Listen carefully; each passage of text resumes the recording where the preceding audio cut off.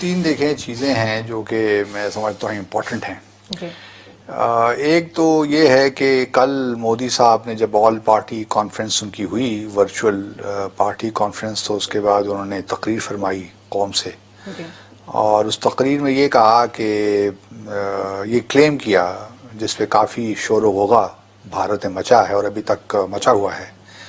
انہوں نے کہا کہ چین نے کوئی LAC جو ہے کراس نہیں کیا، اور کوئی ہماری ٹیریٹری ہے اس پہ کوئی قبضہ نہیں کیا، ہماری کوئی پوسٹ جو ہیں وہ اس پہ قبضہ نہیں کیا، سو آن سو فورتھ. جس پہ اپوزیشن نے ان کو ہاتھوں لیا کہ بھئی یہ آپ کس طرح کہہ رہے ہیں. پہلی بات تو جہاں تک پوسٹ کا تعلق ہے تو انڈیا کی کوئی وہاں پوسٹ ہی نہیں ہے، وہ تو ایک کھلا علاقہ ہے جہاں پہ آتے جاتے مطلب وہ لیکن آپ یہ کس طرح کہہ سکتے ہیں کہ جو چین نے بھارت کی ٹیریٹری پہ on this side of the LAC، on the Indian side of the LAC کچھ علاقہ قبضہ نہیں کیا ہوا. چین تو یہ کہہ رہا ہے کہ ہماری اپنی زمین ہے نا، وہ یہ نہیں کہہ رہا کہ ہم نے بھارت کی زمین پہ قبضہ کیا. لیکن تو کل سے میں انڈین میڈیا واچ کر رہا تھا تو اس میں اپوزیشن ہر کوئی مودی صاحب کہ بھئی آپ نے بیان کس طرح دیا. اچھا، آج ان کے جو ایئر چیف ہیں ان کی بھی آج ایک پریس کانفرنس تھی انڈین ایئر چیف کی. بقول ان کے چائنا نے LAC اپنی طرف جو ہے وہاں پہ کچھ مزید ڈپلائمنٹس کی ہیں، اور اس کے ریئیکشن میں پھر بھارت نے بھی کچھ ایکشن لیے ہیں، کچھ ڈپلائمنٹس کی ہیں، اپنے ایئر کرافٹ وغیرہ جنگی جہاز ہیں ان کو ری ڈپلائی کیا ہے اس جو مطلب بدلتی ہوئی صورتحال کو. تو اس کا مطلب یہ ہوا کہ کشیدگی ابھی ہے، ورنہ تو ایئر چیف نہ آتے، آج پریس کانفرنس نہ کرتے، ہمیں نہ بتاتے یا بھارتیوں کو نہ بتاتے. اور وہ علاقہ جو ہے وہ گلوان ویلی کا ہے، وہ فنگر 4 سے فنگر 8 تک کہتے ہیں یہ علاقہ جو وادی کا ہے.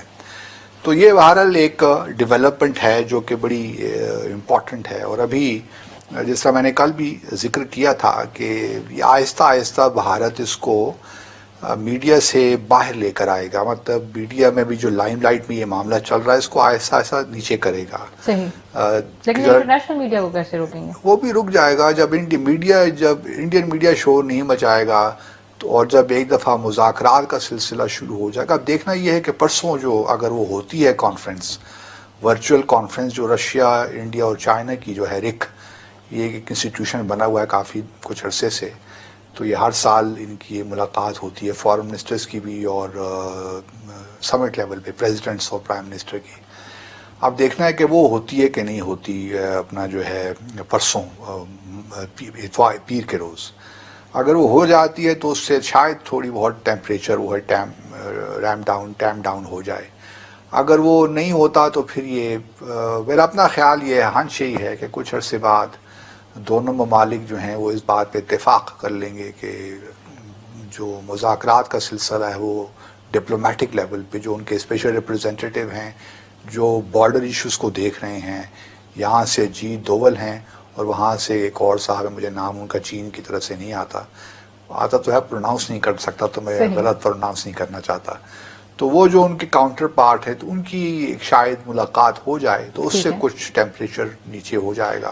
اور معاملات بس یہی ہے کہ اسٹیٹس کو جو اب نیا اسٹیٹس کو بنا ہے یہی اب رہے گا. لیکن سر میرا آپ سے ایک سوال اور بھی ہے کہ اس سارے معاملے میں پاکستانی حکومت کہاں ہے؟ اور پاکستانی ابھی ہمیں کسی طرح کا کوئی بیان دیکھنے کو نہیں آیا، کوئی ہمیں نئی ڈیولپمنٹ ہماری حکومت یا فوج کی طرف سے نظر نہیں ہے. نہیں، فوج دیکھیں نا، ایک ISI میں ایک میٹنگ ہوئی تھی جس میں آرمی چیف بھی تھے، جتنے بھی سروس چیف سے وہاں موجود تھے، تو ایک بریفنگ ان کی ہوئی ہے. تو یہ اچھا ہے کہ انہوں نے مل بیٹھ کے جو ہماری عسکری قیادت ہے انہوں نے مل بیٹھ کے دیکھا کہ کیا کیا صورتحال ہے. تو ابھی جو معاملہ ہے نا، میں اس کو اگر سفارتی سطح پہ آپ پوچھ رہی ہیں تو آج مالدیو نیپال نے آج ایک اسٹیٹمنٹ ایشو کی ہے، اور انہوں نے یہ کہا ہے کہ دونوں ہمارے ہمسایہ ممالک ہیں، بھارت بھی اور چین بھی، اور ہمارے دونوں کے ساتھ تعلقات بڑے اچھے ہیں، دوستانہ ہیں. تو ہم چاہیں گے کہ جو بھی ان کے سرحدی معاملات ہیں وہ یہ بات چیت کے ذریعے حل کریں. انہوں نے بالکل نہ بھارت کی سائڈ لی نہ چین کی سائڈ لی، لیکن یہ کہا جا سکتا ہے کیونکہ وہ ٹریڈیشنلی بھارت کے زیادہ قریب رہے ہیں، اس وجہ سے ان کا نیوٹرل بیان آنا بھی اس بات کی عکاسی کرتا ہے کہ ان کا جھکاؤ ادھر تو ہے، کیونکہ دیکھیے وہاں پہ بارڈر جو ہے نا جو ڈسپیوٹڈ بھی ہے، وہاں پہ جو ترائی ریجن کہتے ہیں نیپال کا، جی وہاں پہ مدیسیز جو ہیں وہ بھارتی ہندو ہیں، صحیح، تو وہ وہاں پہ ہیں تو نیپالیز، لیکن وہ مدیسیز جو ہیں وہ اپنے آپ کو اپنا جو اوریجن ہے وہ ٹریس کرتے ہیں بھارت کے ساتھ. صحیح. تو اس لیے جب پچھلے 2-3 سال پہلے جب کانسٹیٹیوشن بن رہا تھا تو مدیسیز کے لیے بھارت نے بہت شور مچایا تھا کہ ان کے لیے جو کانسٹیٹیوشن میں آپ نے پروویژنز رکھی ہیں وہ مناسب نہیں ہیں، اور بھارت انٹرفیئرنس کر رہا تھا نیپال کے معاملے میں کہ آپ آئین میں تبدیلیاں کریں. جو یہ بات کر رہا ہوں نا کہ اس وقت جنوبی ایشیا میں حالات کچھ تیزی کے ساتھ تبدیل ہو رہے ہیں، لیکن ہمیں شاید ان کا ادراک نہیں ہے پاکستان میں، ہماری حکومت کو. حالانکہ یہ موقع ہوتا ہے جب آپ اپنے لیے کچھ زیادہ اسپیس بناتے ہیں، کچھ راستے ڈھونڈتے ہیں، دیکھتے ہیں کہاں دروازہ تھوڑا سا کھلا ہے، اندر گھسنے کی کوشش کرتے ہیں. اچھا. لیکن ہمارے ہاں چونکہ ان چیزوں کا ادراک اس طرح نہیں ہے یا کیپیسٹی نہیں رہی. یعنی ساؤتھ ایشیا میں ابھی جس طرح کا ہو رہی ہے سفارتی جو اسپیس ہماری بندی، ہمیں اسے گین کرنا چاہیے، اسے ری گین کر سکیں گے. کیوں نہیں کر سکیں گے یار؟ دیکھیے ہمارے جب تعلقات بھارت کے ساتھ ہیں، بگڑے ہوئے ہیں. اب دیکھیے نا، جب بھارت نے 2016 کی جو ہو رہی تھی سارک سمٹ پاکستان میں، 19th سارک سمٹ، تو اس میں بھارت نے پہلے کہا کہ جی میں نہیں جا سکتا کیونکہ یہ اڑی کا واقعہ ہو گیا اور پاکستان دہشت گردی میں انوالوڈ ہے.